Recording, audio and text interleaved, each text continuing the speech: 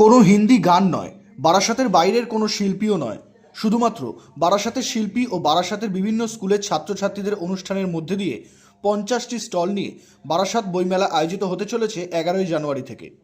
বিদ্যাসাগর ক্রীড়াঙ্গনের বিপরীতে প্যারীচরণ সরকার রাষ্ট্রীয় উচ্চ বিদ্যালয় প্রাঙ্গণে ওই বইমেলা চলবে 16ই জানুয়ারি পর্যন্ত। বইমেলার উদ্বোধন করবেন বিশিষ্ট সাহিত্যিক বিনায়ক বন্দ্যোপাধ্যায়। পরিধান অতিথি হিসাবে উপস্থিত থাকবেন সাংসদ ডাক্তার কাকলি ঘোষ দস্তিদার ও রাজ্যের খাদ্য ও সরবরাহ মন্ত্রী রথীন ঘোষ। এছাড়াও বিশেষ অতিথি হিসাবে উপস্থিত থাকবেন সাংসদ পার্থ ভৌমিক, বিধায়ক জ্যোতিপ্রিয় মল্লিক, চিরঞ্জিত চক্রবর্তী ছাড়াও বহু বিশিষ্ট ব্যক্তিবর্গ। এই বইমেলাকে কেন্দ্র করে বৃহস্পতিবার বারাসাত পুরসভার পুরপ্রধান সুনীল মুখার্জি সাংবাদিকদের মুখোমুখি হয়ে এদিন জানান,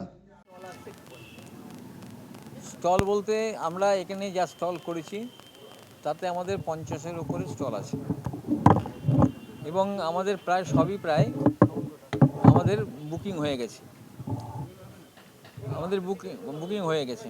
সুতরাং আমরা বারাসাত পৌরসভার উদ্যোগে যে কবার আমরা বইমেলা করেছি প্রত্যেকটি বইমেলায় কিন্তু আমাদের স্টল কোনোদিন ফাঁকা থাকেনি।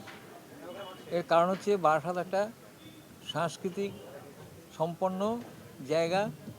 এখানকার মানুষদের মধ্যে একটা শিক্ষার প্রভাব আছে এবং এখানকার মানুষরা কিন্তু বইটাকে খুব ভালোবাসে। আমি প্রথমবার যখন 2010 সালে আমরা যখন আসি ক্ষমতায় এবং আমি যখন চেয়ারম্যান হই, তখন আমি তোমার ডিস্ট্রিক্ট লেভেলের গভর্নমেন্টের ডিস্ট্রিক্ট লেভেলের আমি বুক ফেয়ার করেছিলাম এবং পরপর 5 বছর আমরা এখানে ডিস্ট্রিক্টের বুক ফেয়ার করেছিলাম। তারপরে বনগাঁ এটা নিয়ে চলে গেল। তারপর থেকে আমরা তো বন্ধ করতে পারি না, কিন্তু কন্টিনিউ আমরা বুক ফেয়ার করে গেছি। সুতরাং এবারেও আমরা তার থেকে ব্যতিক্রম নই, আমরা এবারেও কিন্তু বুক ফেয়ার করছি। আর এবারে ব্যতিক্রম হচ্ছে বুক ফেয়ারে অনেকে ভাবেন যে আমরা একটা সঙ্গীতের একটা আসর বসাবো এবং জাঁকজমকপূর্ণ হবে, সেখানে কিন্তু বইয়ের চেয়ে কিন্তু সঙ্গীতটাকে প্রাধান্য দেওয়া হয় বেশি। আমরা এবারে ঠিক করেছি যে এবারে বইমেলাটাকেই বুক স্টলগুলোতে এবং বইয়ের ব্যাপারেই আমরা প্রাধান্য দিচ্ছি বেশি। এবং আমরা যেটা করেছি সেটা হচ্ছে আমরা বাংলাকে মর্যাদা দিয়ে, বাংলার শিল্পীকে মর্যাদা দিয়ে, বারাসাতে যে সমস্ত ভালো ভালো শিল্পীরা গান গায় তাদেরকে মর্যাদা দিয়ে আমরা বাংলা গানের আসর এখানে বসাচ্ছি।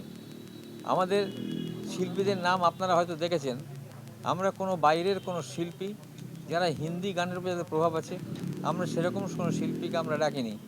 আমরা ডেকেছি বাংলা, আমাদের বারাসাতের এবং বারাসাতের আশপাশে যে সমস্ত শিল্পীরা তারা এসে এখানে গান পরিবেশন করবেন এবং মূলত বাংলা গানের উপরই প্রাধান্যটা দেওয়া হয়েছে বেশি। কতগুলো স্টল থাকে? ওই বললাম তো, প্রায় 50টা স্টল। এই আজকে লটারি হবে, লটারির মাধ্যম থেকে কে কোনটা স্টল পাবে সেটা দিয়েছে। আনন্দ পাবলিশার্স আসছে, শৈবা আসছে, তারপরে হ্যাঁ এরকম ভালো ভালো প্রেসটাই আসছে। একটা জিনিস যেটা দেখা গিয়েছে যে শ্যামনগর বইমেলায় নিরপেক্ষ, আমরা সব ধর্মকেই ভালোবাসি। আমাদের এখানে হিন্দু, মুসলিম, খ্রিস্টান, বৌদ্ধ, জৈন কারোর মধ্যে পার্থক্য নেই। আর যেহেতু বারাসাত পৌরসভার উদ্যোগে আমরা এটাকে স্ট্রিক্টলি বলে দেওয়া আছে এখানে কোনো ধর্মের প্রভাব থাকবে না। এখানে কি বই যারা বিক্রি করছে তাদেরকে আপনারা প্রোটেকশন দেবেন, যেটা শ্যামনগর বইমেলায় দিতে পারেনি? আমাদের এখানে সব রকম প্রোটেকশন আমরা দেবো। এখানে কোনো ধর্মের প্রভাব চলবে না, বললাম তো আমি।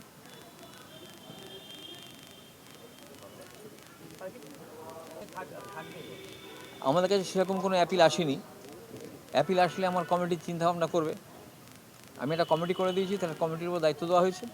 তারা চিন্তাভাবনা করে তারা ডিসিশন নিয়ে আমাকে জানালে আমি তখন চিন্তা করব কী করবো না করবো। আমাদের কাছে এখনও কোনো অ্যাপিল আসেনি। আমাদের প্রায় সমস্ত স্টল প্রায় বুক হয়ে গেছে।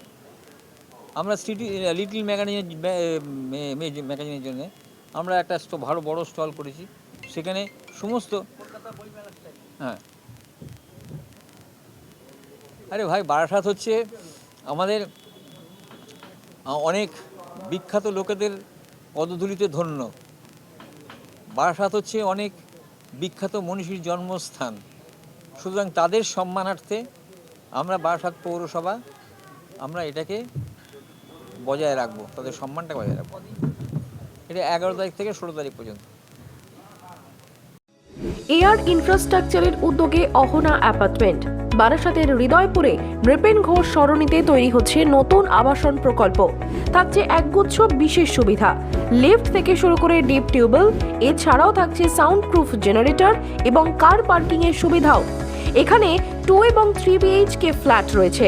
এছাড়াও থাকছে আরও একগুচ্ছ বিশেষ সুবিধা। বিস্তারিত জানতে ফোন করুন স্ক্রিনে দেওয়া ফোন নম্বরে। সাধ্যের মধ্যে স্বাদ পূরণ।